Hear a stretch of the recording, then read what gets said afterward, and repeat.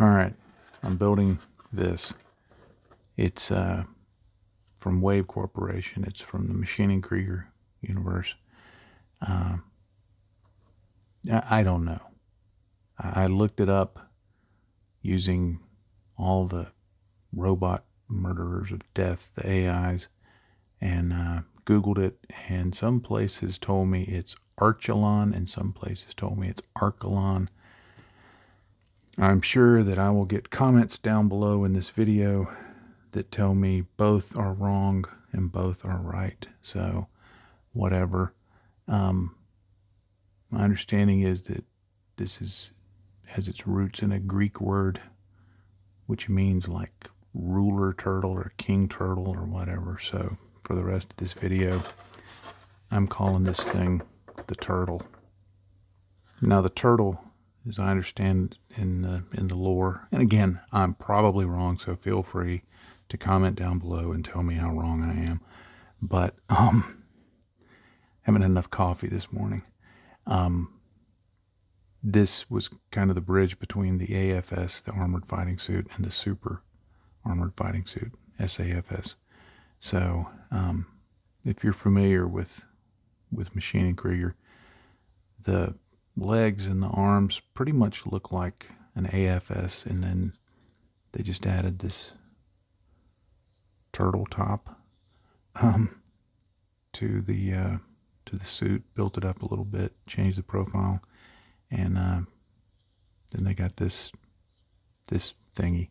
I've got everything built, got everything sanded. There's a pretty good amount of sanding has to be done on the front of the legs, front and back of the legs, front and back of the arms, the feet. But it goes together well enough that if you use the Lincoln Wright squeeze method and just kind of squeeze it together and get a good extrusion of glue out, you can sand most of that off. If there's anything left, just put some sprue goo over it and sand that off.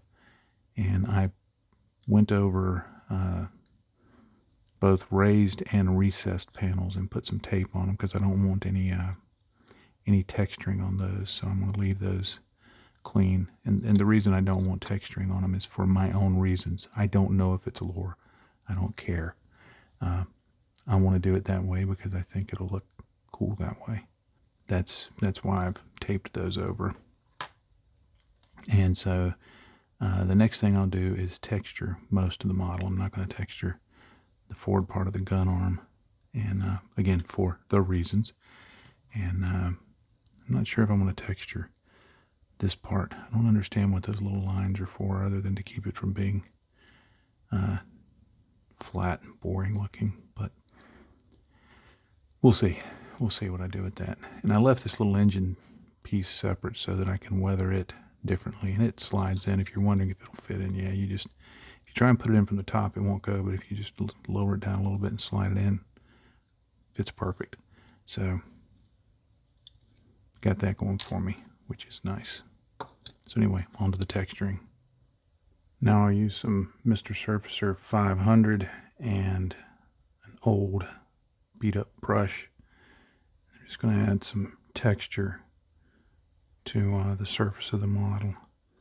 And all I do is just work a section at a time and just kind of pounce it on like that. And as it dries, I keep working it, and it gives it a rough, textured feel and look. Sometimes, if I want a more textured look, once this dries, I might apply a second coat. Now this is how it looks after, I'd call it 1.5 coats of Mr. Surfacer 500.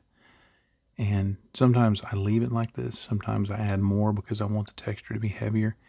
And sometimes I sand it back just a little to give it a little bit of a lighter look. And all I'm trying to do when I sand it back is just smooth down the highest edges.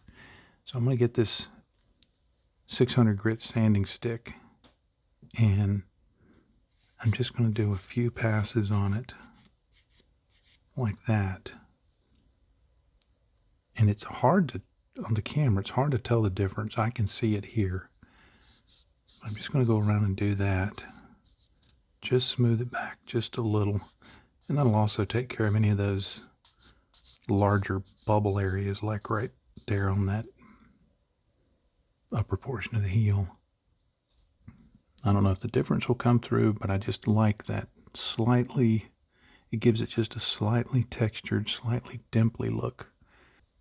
Any areas that have panel lines or some kind of recessed lines, I just go back and I just kind of lightly scribe into them just to give them back their depth, clean them up a little bit. This is just a needle and a pen vise.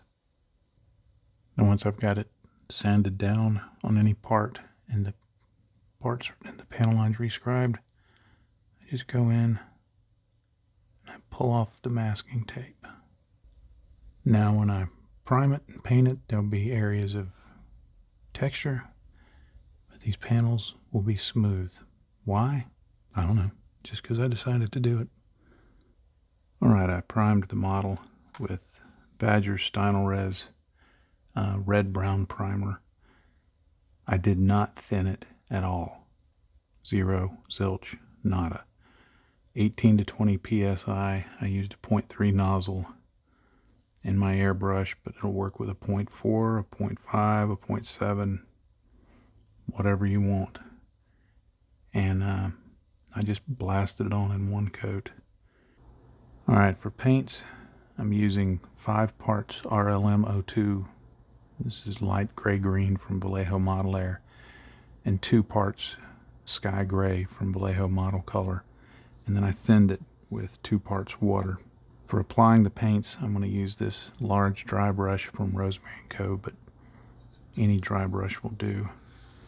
Any large brush, if you want to do it this method. And then I'm simply going to just apply it like that. Not being too precise. I am going for mostly 100% coverage, but I don't have to do it all in the first layer. I just want to get it on there a little bit smooth. There's already some texture on the model, so if the paint leaves a little texture, I'm not too worried about that. For any areas that are too difficult to get with the dry brush, I'll just go in with the old cheap synthetic brush. Paint those in the traditional way. Alright, I'm going to paint the hand in this micro mark charcoal, which is a very dark gray. And I know, it's the manipulator, otherwise known as a hand. For the exhaust dealy, I'm going to paint it with this micro mark medium gray. I like this as a basis for engines and exhausts and things like that because it's kind of a warm gray. I'm going to paint on a few places of camouflage along the top, some of the armor. And for this, I'm going to use 3 parts of this black gray RLM 66 and 1 part of the RLM 02 light gray-green. I'm just going to kind of lazily trace a pattern on here. Nothing fancy. I looked at the box art once, and whatever I remember of that is kind of what I'm doing. Now I want to paint some markings on here, kind of identification markings. And for this, I'm going to use about equal parts Vallejo Model Color Sky Blue and Vallejo Game Color Steel Gray. Now it's very important to note, this is a custom color. It's not just a mix of colors, it's custom. Anyway, I'm going to paint this on here on the shooty pew pew. I'm also going to just rough paint a stripe right along the bottom of the side armor. Off camera, I added some decals around the model. One thing I don't prefer is I don't like the letters to be stark white, so I'm going to just use some Vallejo sky gray. And all I'm going to do is just lightly overpaint them. Just brush over them. If I go outside the lines, I'll just get that mix of color for the camo color and fix it. My initial introduction to Maschinen Krieger was watching a Lincoln Wright video, Paint on Plastic, of him building and painting a variant of the SAFS called the Sea Pig. And on that, he painted a panel in this kind of brown-red color. And I always thought that was kind of cool, so as sort of a homage to my friend Link. Quite often on these Merc suits, I'll paint a panel red-brown. I'm using Vallejo model color whole red for this. Now I want to make some of that camouflage area look like it's getting worn away slightly. So I'm just going to take the base color and I'm just going to chip along like that, pretty heavily, like it's a field applied, less than durable paint. Now I'm going to use this Vallejo model color, blue-gray pale, and I'm going to sponge it with a very small piece of sponge in a paint brush protector all over the engine part. Now I'm going to do the same thing but with Vallejo model color, neutral gray, just to give a little bit of additional variation. Now on the exhaust area only, I'm going to use some Vallejo Model Air Orange Rust. Just start introducing some rust tones. Now I'll add more rust with Vallejo Model Air Rust. Now I'll use a Citadel shade called Targor Rage Shade. I'm just going to put this all over this on the lower part, not the exhaust, but the lower part.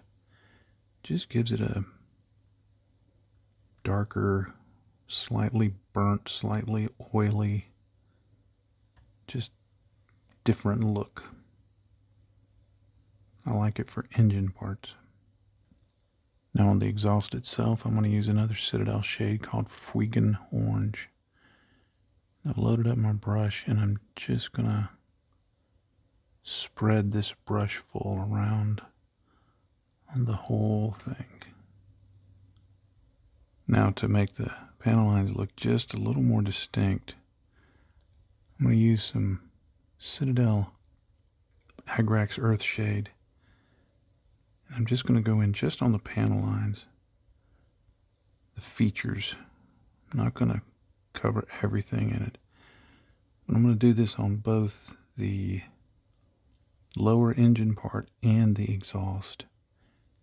It's just going to bring some touch of color unification, I guess you would say, to the whole piece and make those panel lines stand out, those features stand out even more. And that's how that looks.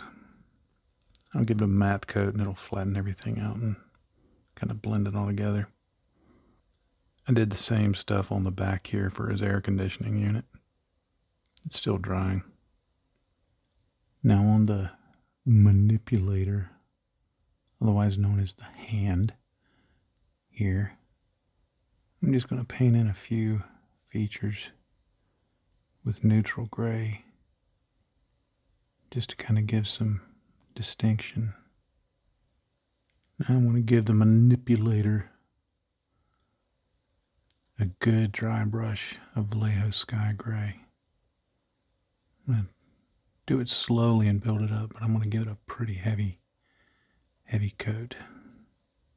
Now I'll paint these, what I assume to be metal bits, with Vallejo Game Color Chainmail.